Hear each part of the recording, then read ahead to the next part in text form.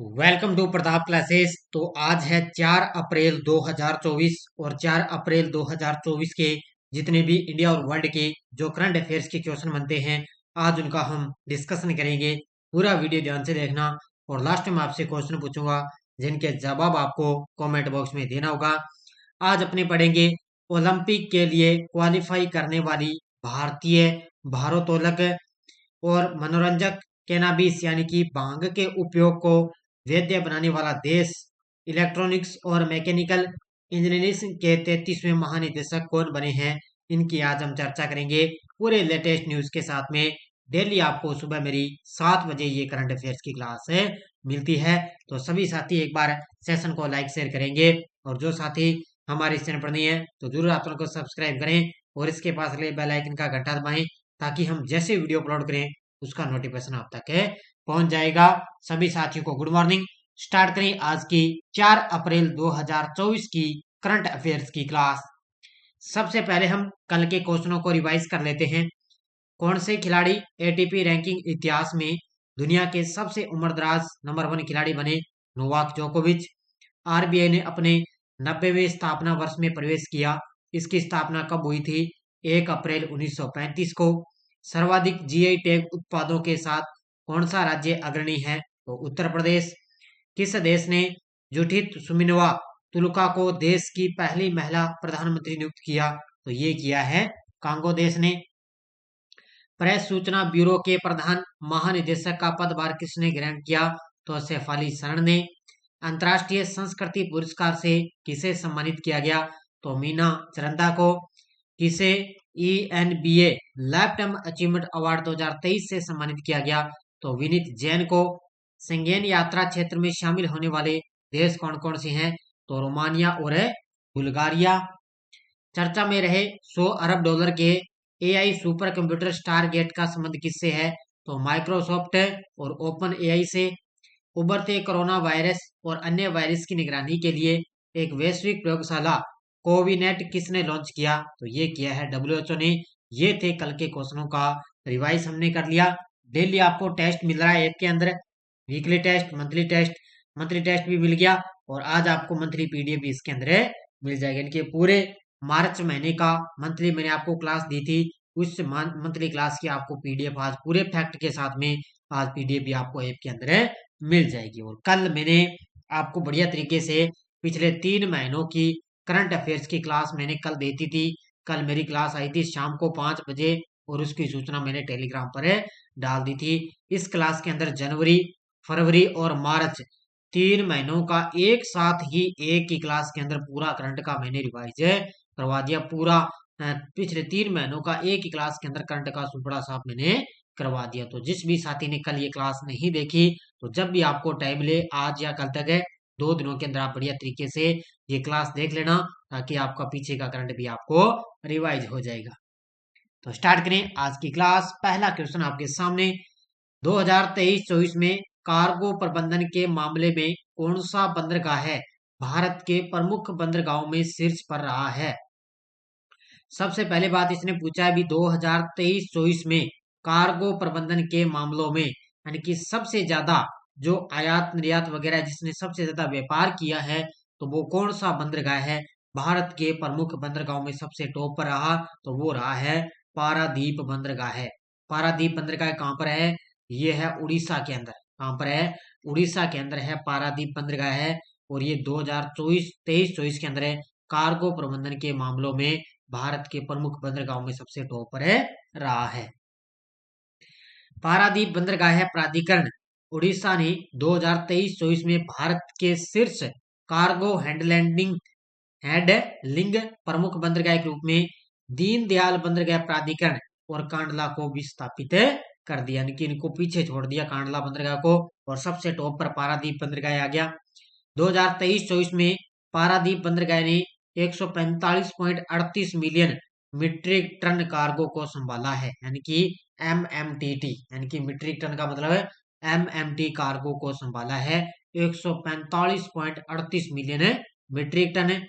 पारादीप बंदरगाह ने पिछले वर्ष की तुलना में 10.2 मिलियन मीट्रिक अधिक कार्गो का प्रबंधन किया और इसके अंदर 7.4% की वृद्धि अब की बार देखिए, यानी कि पिछली बार तो 10.2 मिलियन टन था और अब की बार इसमें 7.4% की वृद्धि देखी गई। पारादीप बंदरगाह की क्षमता है 289 मिलियन मीट्रिक टन संभालने की इसकी क्षमता मानी गई, यानी कि इतनी क्षमता है, ये व्यापार इतना लगभग कर सकता है। अगला क्वेश्चन, हाल ही में पेरिस ओलंपिक के लिए क्वालिफाई करने वाली एकमात्र भारतीय भारोत्तोलक कौन बनी है? तो ये आप तस्वीर में देख सकते हो, एकमात्र भारतीय भारोत्तोलक है मीराबाई चानू। कौन है? Option number C, Mirabai Chanu एकमात्र ये भारोत्तोलक खिलाड़ी है और जो आगामी पेरिस ओलंपिक खेल होंगे उसके लिए क्वालिफाई करने वाली एकमात्र भारतीय भारोत्तोलक महिला बन गई। कौन बन गई? मीराबाई चानू। तो टोक्यो ओलंपिक रजत पदक विजेता हैं मीराबाई चानू। थाईलैंड के फुकेत में एक WF विश्व कप में सफलतापूर्वक प्रतिस्पर्धा करने के बाद में इस साल पेरिस ओलंपिक के लिए क्वालिफाई करने वाली एकमात्र भारतीय भारोत्तोलक बने चुकी है। और पेरिस ओलंपिक का आयोजन कब होगा? जुलाई और अगस्त महीने में पेरिस ओलंपिक का आयोजन होगा। उन्होंने कुल 184 किलोग्राम यानी कि स्नेच में 81 kilogram plus clean and jerk में 103 किलोग्राम वजन उन्होंने उठाया। देखो बहुत वजन होता है, 184 किलोग्राम बहुत होता है, अपने तो 20 किलो वजन नहीं उठा सकते। तो 29 वर्षीय टोक्यो ओलंपिक रजत पदक विजेता ने 2024 पेरिस खेलों में अपनी जगह पक्की करने के लिए महिलाओं के 49 किलोग्राम के ग्रुप बी में तीसरे स्थान पर है हासिल कर लिया, यानी कि कुल मिलाकर वो 11वें स्थान पर है, लेकिन ग्रुप के हिसाब से अपनी बात करें तो वो तीसरे स्थान पर है रही है। तो अभी इसने पेरिस जो ओलंपिक होंगे ना खेल है उसके अंदर अपनी जगह पक्की कर ली है। पहले वाले जो लोग होते थे, आपको पता है पहले वाले किसान वगैरह होते थे, बहुत ज्यादा काम करते थे, वो वजन इस तरह उठा सकते थे। लेकिन अब जैसे जैसे जो आपको पता है जैसे पीढ़ियां बदल रही है धीरे धीरे जो आगे के जो युवा आ रहे हैं अब वो लगभग 20 से 30 किलो ज्यादा वजन उठा ही नहीं सकते हैं। हाल ही में 56वीं राष्ट्रीय खो खो चैंपियनशिप 2023-24 का समग्र विजेता कौन बना है? हाल ही में 56वीं राष्ट्रीय खो खो चैंपियनशिप 2023-24 का समग्र विजेता कौन बना है? तो वो बना है महाराष्ट्र। कौन सा बना है? महाराष्ट्र बन चुका है। इसके अंदर महाराष्ट्र ने 56वीं राष्ट्रीय खो खो चैंपियनशिप का खिताब जीता है। तो 56वीं राष्ट्रीय खो खो चैंपियनशिप 2023-24 में महाराष्ट्र की टीम ने क्लीन स्वीप किया है। तो क्लीन स्वीप किया है महाराष्ट्र की टीम ने। दिल्ली के करनेल सिंह स्टेडियम और इंदिरा गांधी इंडोर स्टेडियम में आयोजित पुरुष व महिला दोनों ने खिताब जीते, यानी कि महाराष्ट्र के अंदर महाराष्ट्र की जो टीम है उसके अंदर पुरुष और महिला दोनों ने खिताब जीत लिए। विजेता टीम को 3 लाख रुपए का नगद और एक ट्रॉफी मिली। उप विजेता को 2 लाख रुपए नगद और एक ट्रॉफी मिली। इंदिरा गांधी इंडोर स्टेडियम में खेले गए फाइनल मैच में महाराष्ट्र की पुरुष टीम ने भारतीय रेलवे की टीम को हराया है। तो फाइनल मैच के अंदर महाराष्ट्र की जो पुरुष टीम है उसने भारतीय रेलवे की टीम को हराया है। तो खो खो चैंपियनशिप का आयोजन हुआ है और इसके अंदर महाराष्ट्र विजेता रही। कौन सा देश मनोरंजक कैनाबिस यानी कि भांग के उपयोग को वैध बनाने वाला सबसे बड़ा यूरोपीय संघ देश बन गया है? भांग भांग का तो आपने नाम सुना होगा, कई साथियों ने भांग वगैरह पीते भी होंगे। जैसे अपने अभी 8 मार्च को अभी महाशिवरात्रि का पर्व गया शिव भोलेनाथ का। उस शिव भोलेनाथ के इस पावन अवसर पर महाशिवरात्रि के अवसर पर अपने भांग भी पीते हैं। तो ये भांग वगैरह आपने पी होगी, जानते हैं सब। तो ये कौन सा देश है जो मनोरंजक कैनाबिस यानी कि भांग के उपयोग को वैध बनाने वाला सबसे बड़ा यूरोपीय संघ देश बन गया? तो वो बन चुका है जर्मनी देश। कौन सा बन गया? जर्मनी देश है बन चुका। ये तस्वीर में आप देख सकते हो, ये देखो भांग के पौधे।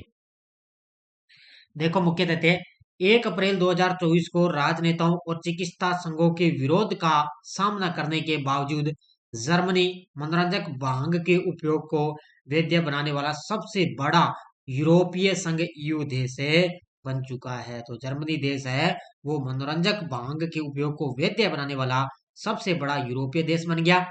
इस नए कानून के तहत में अगर अपनी बात करें तो 18 वर्ष से अधिक आयु के वयस्कों को अब 25 ग्राम तक सूखी भांग ले जाने और घर पर 3 मारिजुआना पौधों की खेती करने की अनुमति है। यानी कि अब जो 18 वर्ष से अधिक आयु के जो वयस्क है ना, अब उनको 25 ग्राम तक सूखी भांग ले जाने की अनुमति दी है। जर्मनी यूरोप में सबसे बड़े उदार कैनाबिस कानून वाले देशों के रूप में माल्टा और लक्जमबर्ग भी शामिल है हो चुके हैं। इस नए कानून के तहत भी माल्टा और लक्जमबर्ग भी शामिल है हो गए हैं। हाल ही में किसने इलेक्ट्रॉनिक्स और मैकेनिकल इंजीनियरिंग के 33वें महानिदेशक के रूप में पदभार ग्रहण किया?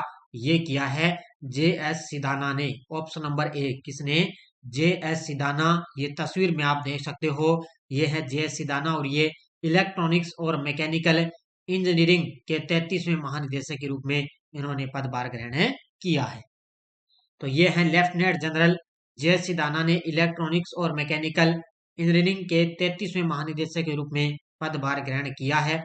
वे मध्य कमान मुख्यालय के ईएमई के मास्टर जनरल रहे और उन्होंने आर्मी बेस वर्कशॉप और ईएमई सेंटर की भी कमान संभाली है। साथ में उन्होंने एक तो मास्टर जनरल भी रहे, इसी के साथ में वो आर्मी बेस वर्कशॉप है उसकी भी कमान उन्होंने संभाली है।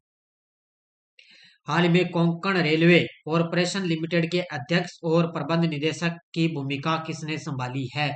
तो अभी 1 अप्रैल 2024 से कोंकण रेलवे कॉरपोरेशन लिमिटेड के अध्यक्ष और प्रबंध निदेशक का पदभार संभाल लिया है। किसने? संतोष कुमार झा ने। Option number D. ये तस्वीर में आप देख सकते हो, ये संतोष कुमार झा है और ये अभी कोंकण रेलवे कॉरपोरेशन लिमिटेड के अध्यक्ष और प्रबंध निदेशक का पदभार इन्होंने संभाला है।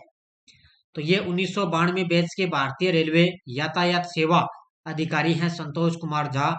ये 1 अप्रैल 2024 को कोंकण रेलवे कॉरपोरेशन लिमिटेड के अध्यक्ष और प्रबंध निदेशक की भूमिका इन्होंने संभाली है। 2024-25 के लिए उद्योग मंडल एसोचैम के अध्यक्ष का पदभार किसने संभाला है? हाल ही में 2024-25 के लिए उद्योग मंडल एसोचैम के अध्यक्ष का पदभार संभाला है संजय नायर ने। ऑप्शन नंबर बी किसने? ये तस्वीर में आप देख सकते हो, ये है संजय नायर और ये आगामी 2024-25 के लिए उद्योग मंडल एसोचैम के अध्यक्ष का पदभार इन्होंने संभाला है। सोरिन इस इन्वेस्टमेंट फंड के चेयरमैन है संजय नायर ने 2024-25 के लिए उद्योग मंडल एसोचैम के अध्यक्ष का पदभार संभाला। नायर ने स्पाइस जेट के चेयरमैन और प्रबंध निदेशक हैं अजय सिंह की जगह ली है। तो इतना याद रखना है। हालांकि इस तरह के क्वेश्चन है वगैरह एग्जाम के अंदर नहीं आते, लेकिन मैं आपको इसलिए करवाता हूं ताकि आपको थोड़े थोड़े ये दिमाग में थोड़े चर्चा में रहे। कौन से देश भारतीय इंजीनियरिंग सामानों के प्रमुख आयातक के रूप में उभरे हैं? हाल ही में कौन से देश हैं जो भारतीय इंजीनियरिंग सामानों के प्रमुख आयातक के रूप में उभरे? तो वो 3 देश हैं, संयुक्त अरब अमीरात, रूस और सऊदी अरब। ये तीनों देश हैं, ये भारतीय इंजीनियरिंग सामानों के प्रमुख आयातक के रूप में उभरे। तो इसका उत्तर हो जाएगा उपयुक्त सभी। तो यूएई के निर्यात में 7% की गिरावट के बावजूद फरवरी 2024 में संयुक्त अरब अमीरात, रूस और सऊदी अरब में मजबूत वृद्धि के कारण भारतीय इंजीनियरिंग निर्यात $9.94 बिलियन के रिकॉर्ड उच्च स्तर पर पहुंच गया है। तो 9.94 बिलियन डॉलर के रिकॉर्ड उच्च स्तर पर यह पहुंच गया। फरवरी 2024 में भारत का इंजीनियरिंग निर्यात वर्ष प्रति वर्ष 15.9% बढ़ गया। यानी कि अगर फरवरी अपने 2024 की बात करें ना, तो जो भारत का इंजीनियरिंग निर्यात है वो प्रति वर्ष 15.9% की प्रतिशत से बढ़ चुका है। अब इसके अंदर 3 देश आयातक के रूप में उभरे हैं। नेक्स्ट देखो, हाल ही में किस राज्य की माताबारी पेरा प्रसाद रिगनाई पचारा टेक्सटाइल्स को जीआई टैग मिला है? तो ये है त्रिपुरा के अंदर। किस राज्य की है? त्रिपुरा राज्य की है माताबारी पेरा प्रसाद है और रिगनाई पचारा टेक्सटाइल, इन दोनों को जीआई टैग दिया गया। ये किस राज्य की प्रसिद्ध है? तो ये है त्रिपुरा राज्य की। त्रिपुरा के 3 पारंपरिक उत्पादों को हाल ही में भौगोलिक संकेत यानी कि जीआई टैग मिला। ये उत्पाद है, एक तो है माताबारी पेरा प्रसाद, एक है रिगनाई पचरा टेक्सटाइल और एक है रिस्सा। तो ये 3 इसके अंदर है जिनको जीआई टैग दिया गया। इसी के साथ त्रिपुरा के पास अब 4 जीआई संरक्षित उत्पाद हो चुके हैं। यानी कि त्रिपुरा के अंदर अब 4 उत्पादों को जीआई टैग मिल चुका है। और सबसे ज्यादा जीआई टैग वाला राज्य कौन सा है? तो वो है उत्तर प्रदेश राज्य। कौन सा राज्य है? उत्तर प्रदेश। अब आपको एक पॉइंट याद रखना है, एक वाहन एक फास्टैग नियम लागू। इसी को तो आप जानते ही होंगे जी। जब अपने यात्रा पर जाते हैं तो वहां पर टोल टैक्स लगता है ना, उसी को बोलते हैं। जो अपने टोल टैक्स लगता है, वो गाड़ी के आगे एक कार्ड वगैरह लगा होता है ना, उसको बोलते हैं। एक वाहन एक फास्टैग नियम लागू हो गया 1 अप्रैल से। तो भारतीय राष्ट्रीय राजमार्ग प्राधिकरण ने एक वाहन एक फास्टैग मानदंड पेश किया है, जिसका उद्देश्य है कई वाहनों के लिए एक ही फास्टैग के उपयोग को रोकना या कई फास्टैग को लिंक करना। अब इसका मतलब ये होगा कि एक वाहन पर एक ही फास्टैग लगेगा। तो ये नियम अब की बार बनाया गया है। इसका मतलब है भी वाहनों को रोकना या कई फास्टैग को लिंक करना। और ये नया मानदंड है, वो 1 अप्रैल 2024 से लागू हो चुका है। ये तस्वीर में आप देख सकते हो। ये देखो, इस प्रकार गाड़ियों को वगैरह आगे कार्ड लगे होते हैं। उसमें क्या है, जब अपने टोल टैक्स में उसमें जाते वक्त नजदीक जाते हैं, तो अपने आप वो अपना टोल टैक्स वो खाते से अपने ऑनलाइन कट जाता है। ये टेलीग्राम ग्रुप है। कोई सूचना, कोई लिंक आती है, कोई नई नोटिफिकेशन आ गया, सब आपको टेलीग्राम ग्रुप पे सूचना मिलती है। वीडियो के डिस्क्रिप्शन में भी टेलीग्राम का लिंक है, वहां जाकर आप टेलीग्राम ग्रुप को ज्वाइन कर लेना। पिछले वीडियो क्वेश्चन क्या था, किस भारतीय खिलाड़ी ने मियामी ओपन 2024 के मेंस डबल्स का टाइटल जीतकर इतिहास रचा? तो वो रचा है रोहन बोपन्ना ने। बहुत सारे विद्यार्थियों ने बड़े शानदार तरीके से जवाब दिए थे, उन सभी को हार्दिक शुभकामनाएं। अब देखो क्वेश्चन फॉर यू, फिक्की महिला संगठन के अध्यक्ष पद पर किसे नियुक्त किया गया? सुधा शिव कुमार, जयश्री दास वर्मा, पूनम शर्मा, स्मृति पुरी। इसका जवाब आपको कमेंट बॉक्स में देना है कि फिक्की महिला संगठन के अध्यक्ष पद पर किसे नियुक्त किया गया। ये थी आज की अपनी बढ़िया तरीके से क्लास। बाकी अपनी सीटी 2024 के लिए अलग से करंट अफेयर्स की टेस्ट सीरीज है प्रताप क्लासेज ऐप के अंदर, और एलडीसी की अलग से है। इसमें मार्च महीने का कंप्लीट आपको टेस्ट मिल गया, और अभी आज आपको पूरे राजस्थान और इंडिया दोनों की मार्च महीने की पीडीएफ भी आपको मिल जाएगी। तो बढ़िया तरीके से अपनी अलग अलग टेस्ट सीरीज वगैरह चल रही है, ये आप जो इन्हें कर लेना। धन्यवाद। जय हिंद, जय भारत।